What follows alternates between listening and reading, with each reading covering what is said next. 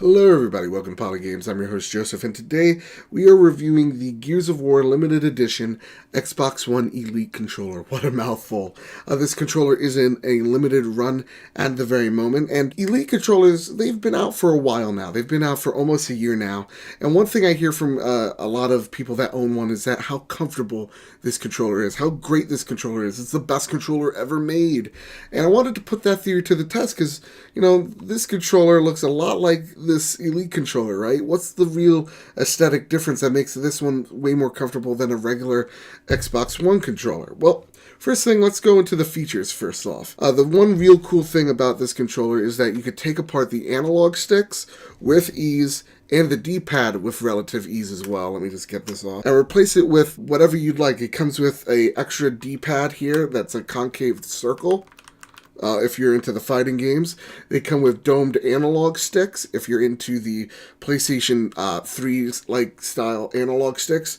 And then it comes with a longer concave stick. So you know, it lessens the movement of travel with your analog sticks, which is pretty cool. Now there's two switches in the back, I'll get into that last, but there's 4 paddles right here, and these are programmable buttons.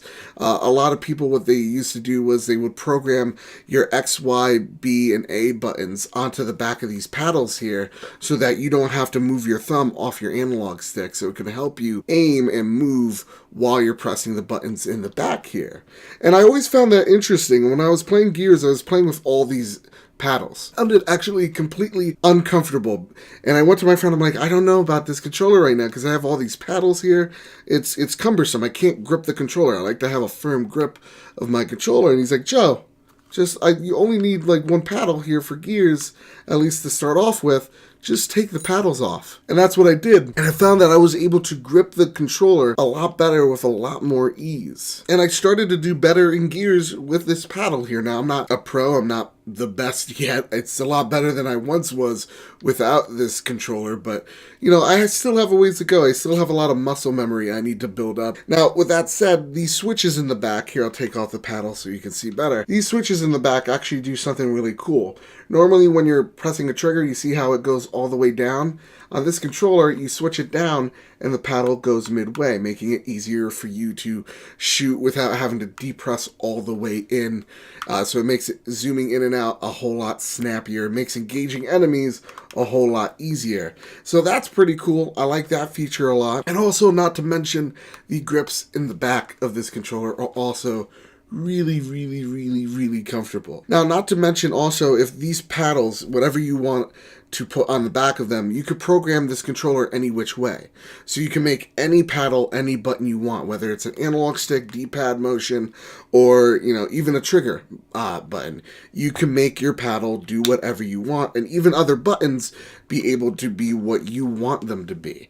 So I found that really cool. So in Battlefield 1, for example, I have 2 paddles, and one's my left D-pad button and one's my right, so that I could switch onto my class specializations easier in Battlefield 1, and I can still grip the controller rather well. Only downside is this battery right here. Now, this is a rechargeable battery I had to buy for about 20-25 bucks. I had to do that because this thing comes with AA batteries. And because we live in 2016, if I'm buying something for 150 or 200 bucks, could you just give me a, you know, lithium battery in here? Why do I have to go out like this is a Fisher Price product to CVS and buy AA batteries? I literally don't have any AA batteries because this is 2016 and I'm an adult. The only batteries I have is for my lightsabers because I realize I'm not an adult. So I'll end off with this. I picked up my PlayStation 4 and I decided to play the Call of Duty beta on my PlayStation 4 because it was already downloading it. When I started to play, I started going like this on the back of my controller, thinking I was playing with the Elite controller. And I was trying to press the crouch so I didn't have to do that and have to slide all the way to the B into crouch. And I was getting killed. And I realized my mind was already getting used to the fact that my buttons are in the back. I was missing the fact that I don't have these paddles here anymore on the PlayStation controller. And now it makes me yearn for PlayStation, for Sony, to copy Microsoft's idea to make an Elite controller. Because you know what? At the end of the day, these guys are right. These owners of the Elite controller are right. This controller is a necessity. If you are a multiplayer type of gamer, this is a must-have because it's just so useful in battle. It is just so great. I was just talking to someone before and they said, this is the only controller they use because that's how much they love it. And I could see why. This controller, it's great. Only downside is there's no battery. Just give me, if I'm paying $150, give me something. They tease you with a USB charger, like a wire, but there's no battery in there, and that kind of is a little disappointing. But I don't want to harp on it because there's so many great things. The grip is great. The fact that you could change the analog sticks on the fly, is fantastic. Absolutely love this little D-pad switch right here.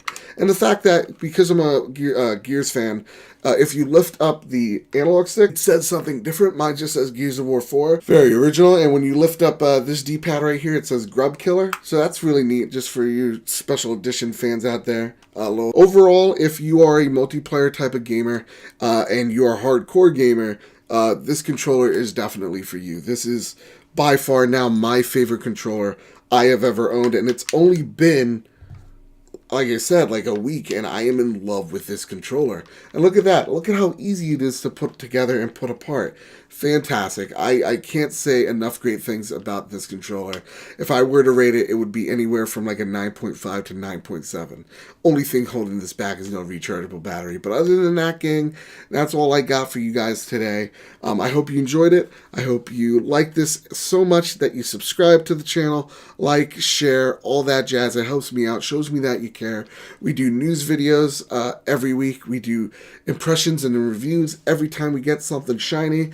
And this week we will have a Top 5 Fridays for you guys as well, for those of you who like those list videos. With that said, my name's Joseph, and I don't have a catchphrase, so have a nice one.